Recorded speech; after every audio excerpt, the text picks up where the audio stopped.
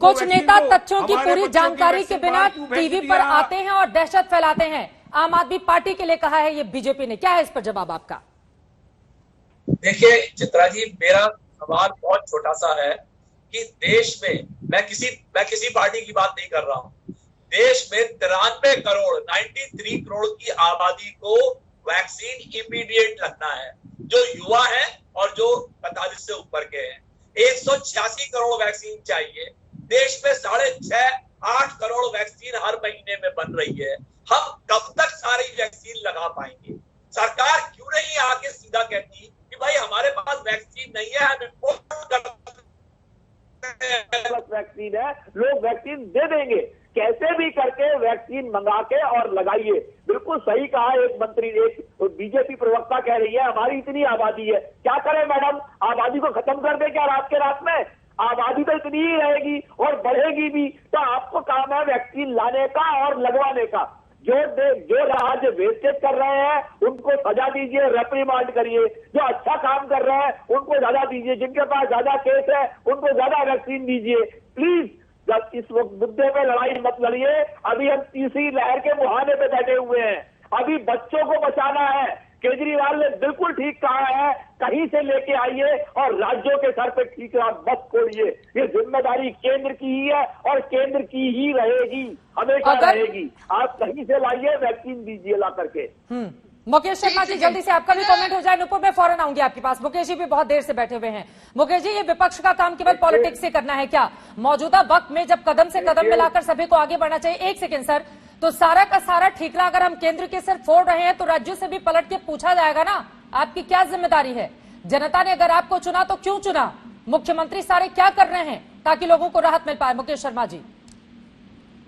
चित्रा जी, ये केंद्र की सरकार पूरे तरीके से विश्व गुरु बनने के चक्कर में, पूरी दुनिया में अपना झूठा डंका बजाने के चक्कर में, जुमले झूठ और अहंकार के चक्कर में आज पूरे हिंदुस्तान की, पूरे देश की जनता को इस सरकार ने उनका जीवन खतरे में डाल दिया। कितने लोग मर चुके हैं जो सरकारी आंकड़ा कह रहा है।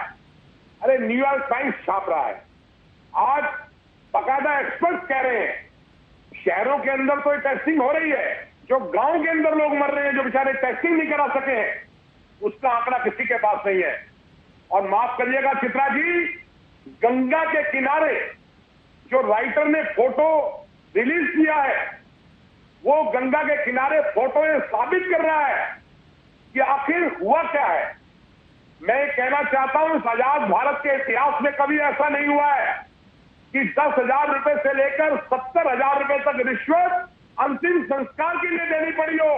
ये यदि हुआ है तो जो भारतीय जनता पार्टी की, मोदी जी की सरकार है, जो सिर्फ जुमलों पर आधारित है, झूठ पर आधारित है। और मैं स्पष्ट रूप से कहना चाहता हूं, इन मौतों के लिए यदि यह जिम्मेदार कोई है, एकमात्र तो केंद्र की मोदी सरकार है। मैं आपसे सवाल करना चाहता हूं, देश के लोगों को जानने का अधिकार है। जब पहले राहुल जी ने सबसे पहले ट्वीट किया, सरकार को अलर्ट किया, सरकार क्यों नहीं जागी? उस वक्त मोदी जी थाली बजवा रहे थे।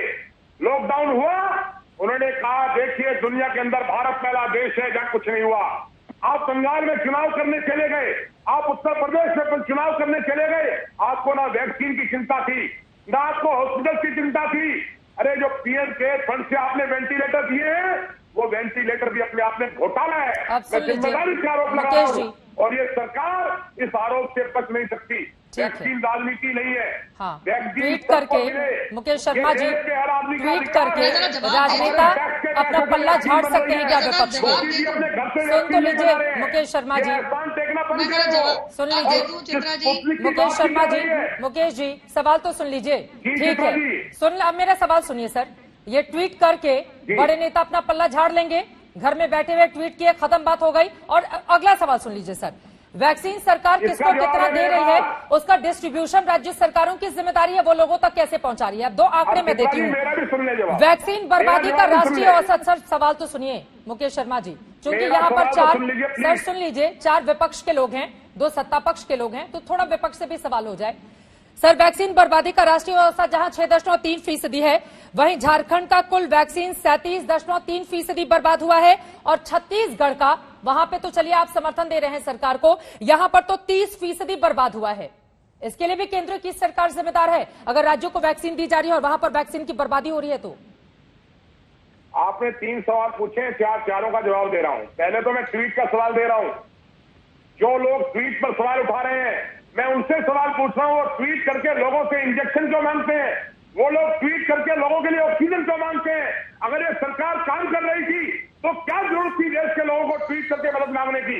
क्या जरूरत थी भारत सरकार के मंत्री कुलस्ते जी को, मुकेश शर्मा को ट्वीट टैग करने की? ये ट्वीट का जवाब है।